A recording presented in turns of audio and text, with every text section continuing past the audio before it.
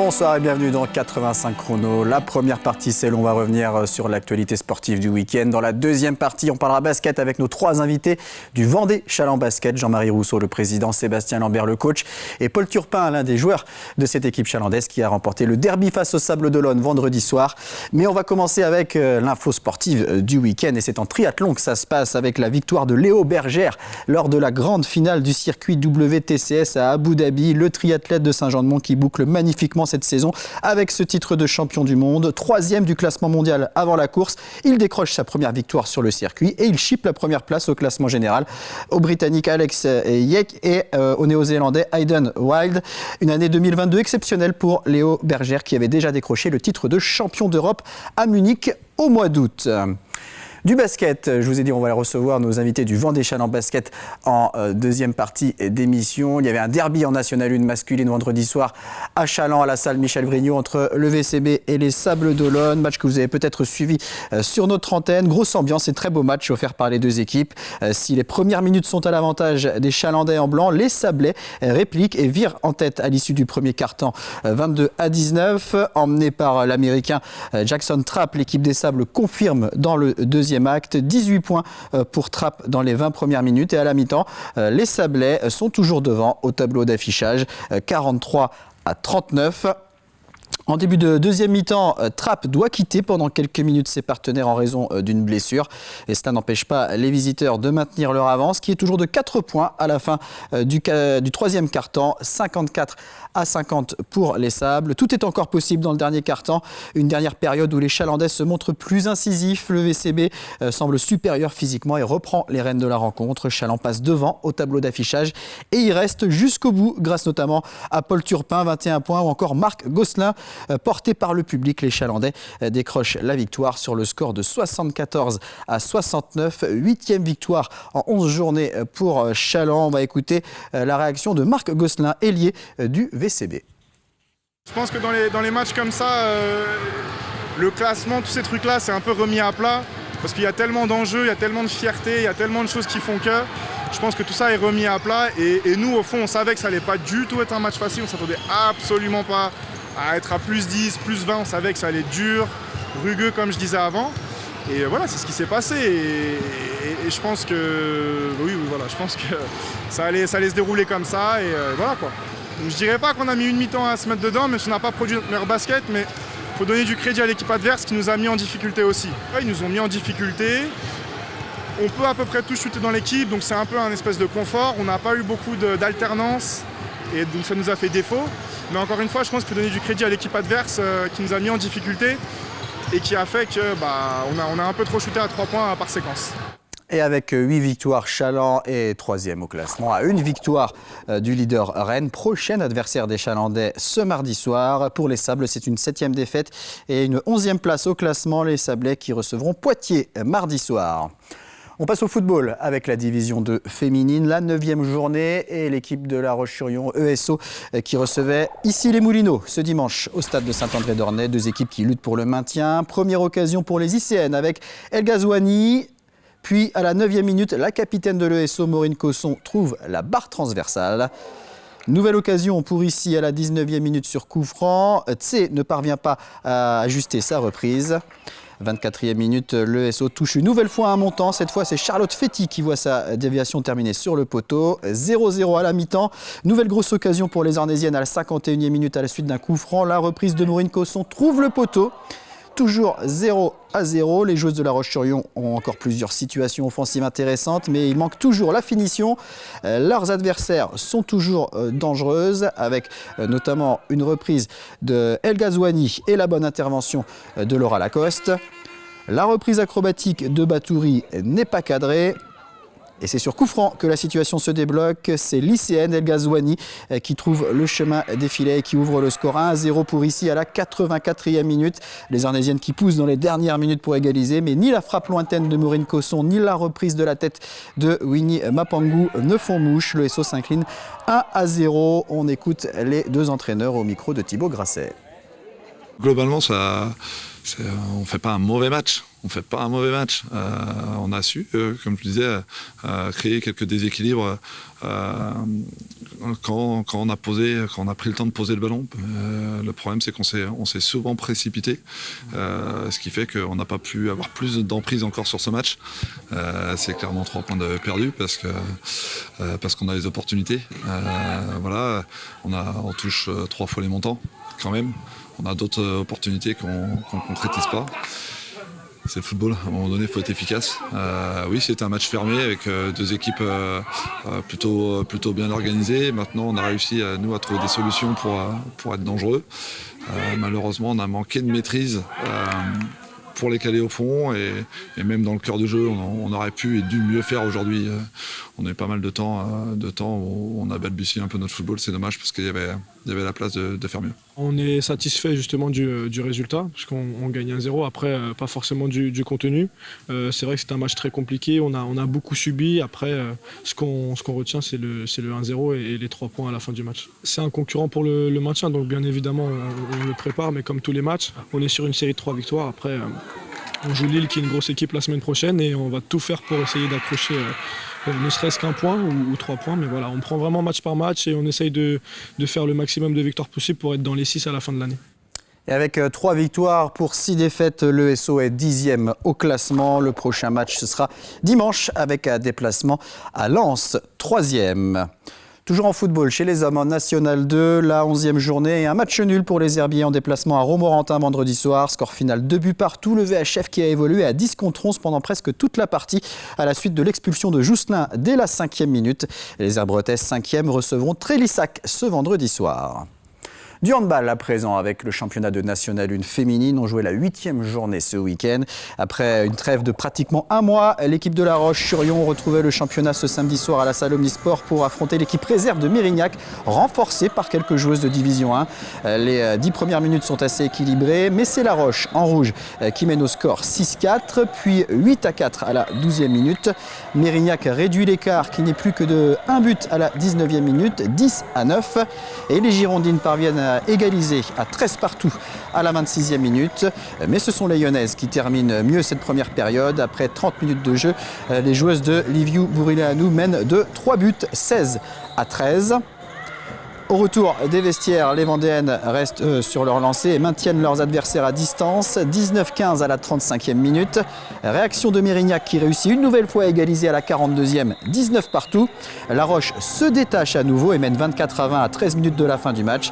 Mais Mérignac ne s'avoue pas vaincu et recolle à nouveau, 24 partout à la 52e minute. Dans les dernières minutes, les 2 gardiennes multiplient les arrêts et seulement 4 buts supplémentaires sont inscrits, 2 de chaque côté pour un score final de 26-26. Les réactions des coachs au micro de Daniel Lelanne. Match serré, ouais, on ne s'entendait pas à avoir une telle opposition de la part de Mérignac, mais qui a descendu 3 joueuses de l'AD1. Après on a répondu présent, c'est plutôt pas mal de ce point de vue. On a le match entre les mains malgré justement le fait qu'on a eu une belle opposition.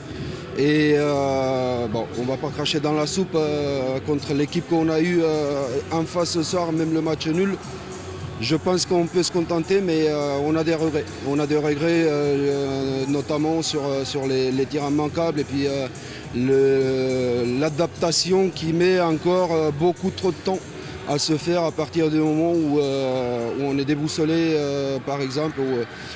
Par le strict d'Amal et on a du mal justement à réagir à ça et à comprendre les consignes qui sont données au Tamor. On est plutôt dans une bonne dynamique, même s'il y a eu le mois de trêve, on ne savait pas trop à quoi s'attendre après 4 semaines sans match, mais on avait plutôt bien démarré la saison, donc on avait à cœur de venir ici et de relancer la machine dans ce sens. Après en termes de résultats, c'est toujours compliqué pour nous encore de jouer à l'extérieur, on est en difficulté. La Roche-sur-Yon est une équipe costaud, c'est dense, c'est complet. Donc on a joué nos chances en essayant de défendre très haut et de beaucoup courir.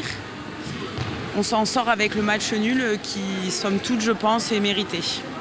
Ça fait 3 victoires, 1 match nul et 4 défaites pour La Roche-Vendée Handball, 5e au classement. Un classement dominé par Mios et Pessac, toujours invaincus.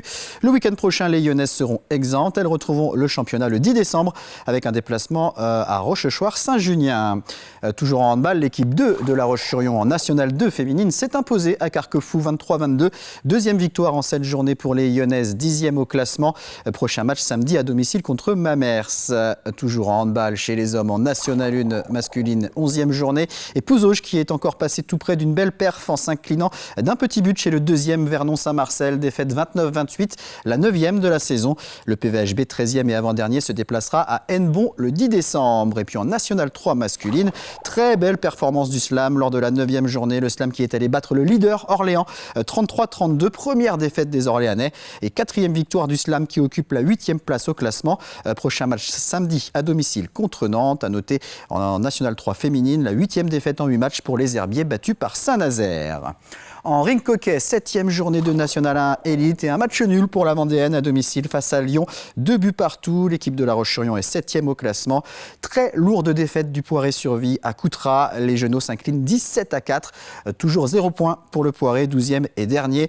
Samedi prochain, la Vendéenne se déplacera à Nantes et le Poiré accueillera Quévert. En hockey sur glace, on jouait ce week-end en Division 3 et le Hogli, l'équipe de La Roche-sur-Yon, n'a pas fait de détails face à Poitiers. Victoire 11-3, le Hogli en tête avec 6 victoires en 6 matchs. Prochain rendez-vous le 10 décembre face à Anglette, 2e. Et puis en tennis, en Pro B féminine, le tennis en Tantionnaise relégué de Pro A jouait son premier match ce dimanche. L'équipe de La Roche-sur-Yon s'est imposée à Villiers-le-Bel 4-2. Le TEY qui recevra Arras dimanche prochain. Une fois n'est pas coutume, dans 85 chrono, quelques images de water-polo avec l'équipe de La Roche-sur-Yon qui jouait samedi soir son 2e match dans le championnat régional des Pays de la Loire. Les Lyonnais recevaient Saint-Nazaire, un match très disputé. Saint-Nazaire, avec les bonnets bleu marine, mène à l'issue du premier quart-temps 3-1. Dans le deuxième quart-temps, La Roche revient à une longueur, 5-4, puis va égaliser dans le troisième quart-temps. Le score est alors de 6 partout. Dans la dernière période, Saint-Nazaire inscrit un seul but qui suffit pour l'emporter sur le score de 7-6. Malgré les défaites, les Lyonnais peuvent être satisfaits de leur prestation. Eux qui ont remporté leur premier match de championnat à Cholet 16-4. Le prochain match ce sera samedi soir à Rezé. Le club de La Roche qui continue de grandir avec notamment une vingtaine de licenciés qui peuvent participer au match du championnat senior et une école de polo qui a été créée cette saison. On va écouter l'entraîneur Samuel Ferrand ainsi que le capitaine Jérémy Montrichard. Ils sont tous les deux au micro de Thibaut Grasset. On sait que Saint-Nazaire, c'est une équipe forte, celle qui a gagné le championnat l'année dernière. Et on sait que c'est une équipe physique, en défense. Donc c'est bien, c'est bien. On a la défaite, donc c'est toujours embêtant. Mais de perdre un but, on y croyait. Après, on a eu beaucoup de shoots qui ne sont pas rentrés. Donc à nous de progresser dans la finition pour, au match retour, gagner chez eux. Dans notre équipe, on a des joueurs qui ont fait du water-polo depuis leur plus jeune âge. Ça fait leur 20e année, voire plus de compétition. Donc on a un noyau dur d'anciens qui continue tous les ans. Et chaque année, on a des jeunes qui commencent dès 10-12 ans, puis qui au fur et à mesure des années grandissent avec l'équipe. Et on a l'exemple des jeunes dans l'eau ce soir qui ont 20 ans, qui ont commencé avec nous il y a 8 ans et qui progressent chaque année pour intégrer l'équipe. On a aussi la chance d'avoir des écoles d'ingénieurs sur La Roche, donc il y a des gens tous les ans qui viennent et qui intègrent l'équipe, qui commencent même de zéro à 25-30 ans. Donc forcément, ça demande un petit peu plus de temps d'adaptation, mais une fois qu'ils sont dans l'eau, ils n'en sortent plus. Allez, un résultat de rugby maintenant avec la 8e journée de Fédéral 3 et la victoire des Sables d'Olonne à domicile face aux 15 de l'Erdre, 23-10. Le Rugby Club Sablais 3e au classement. Le match entre le FC Lyonnais et Puyllboro a été reporté au 18 décembre. Le FCY toujours en tête malgré son match en moins. Dimanche prochain, le FC Lyonnais se déplacera à Angers et les Sablais iront défier Parthenay. En tennis de table, c'était la 7e journée en National 2 masculine du championnat de France par équipe. La Ferrière a fait match nul à Torigné-Fouillard, 7 partout. La Ferrière 6e au classement. Le prochain match, ce sera le 10 décembre à domicile contre Rambouillet. On passe au résultat de volleyball avec en National 3 masculine la défaite de Boufféré 3-7-0 lors de la 7e journée sur le terrain de Tarascon-Foix. Toujours pas de victoire pour Boufféré, 11e et avant-dernier. Le prochain match, ce sera ce dimanche contre Châtellerault. Et puis en National 3 féminine, même bilan pour les Landgenusson, battues à domicile par La Rochelle 3-0. Les Landaises, lanterne rouge avec 7 défaites. Prochain rendez-vous, ce sera samedi soir face à Rennes. On en parlait jeudi dernier dans 85 chrono agenda. Il y avait du tir sportif aux herbiers ce week-end. Le Parc Expo accueillait samedi et dimanche le championnat régional de tir à 10 mètres indoor. Épreuve qualificative pour le championnat de France. Près de 400 tireurs étaient réunis dans différentes catégories d'âge, des cadets jusqu'au senior 3, c'est-à-dire des tireurs de 13 ans jusqu'à plus de 80 ans. Et parmi ces 400 tireurs, près d'un tiers de femmes et 11 tireurs en situation de handicap, dont 2 déficients visuels. On retrouvait aussi différentes catégories d'armes, carabines, pistolets ou encore arbalètes. La compétition qui s'est déroulée sur des cibles électroniques. Ce championnat régional qui avait déjà eu lieu aux herbiers la saison dernière aura de nouveau lieu aux herbiers la saison prochaine. On va écouter l'un des organisateurs, Raymond Louis, président de la société de tir Herbrettaise, et Romain Maignan, tireur du club Montfortaise à Saint-Laurent-sur-Sèvre et récent vice-champion du monde. Ils sont tous les deux au micro de Daniel Lelanne. Nous accueillons les jeunes à partir de 8 ans dans nos écoles de tir. Nous les formons et que ce soit des hommes, des femmes, il n'y a pas d'importance. Qu'ils soient petits, grands, ça n'a pas d'importance non plus. Car le tir, c'est un sport qui est avant tout mental et où la condition physique, bien sûr, joue. Mais c'est surtout le mental qui compte. Alors là, je reviens juste de la finale de Coupe du Monde à Munich, donc, où j'ai fini 2e. Donc je suis vice-champion du monde et j'ai battu le record du monde avec 398 points sur 400. Championnat régional, c'est quand même c'est la marche juste avant les championnats de France, donc c'est un bon entraînement avant les championnats de France. Donc ça permet d'affiner les derniers réglages. Donc là, par exemple, aujourd'hui, j'ai vu qu'il y avait certains points qui étaient améliorés. Donc c'est un bon entraînement. Il y a quand même un bon niveau régional. La préparation physique aussi, elle est très importante. À un certain niveau, on accentue vraiment sur le gainage pour pouvoir tenir la position vraiment 1h30 sans avoir de douleur et puis sans que notre position se dégrade en fait. On arrive bientôt à la fin de cette première partie de 85 chrono. C'est donc l'heure de découvrir les titres du journal de TV Vendée, journal présenté par Diane Delangle. Bonsoir Diane.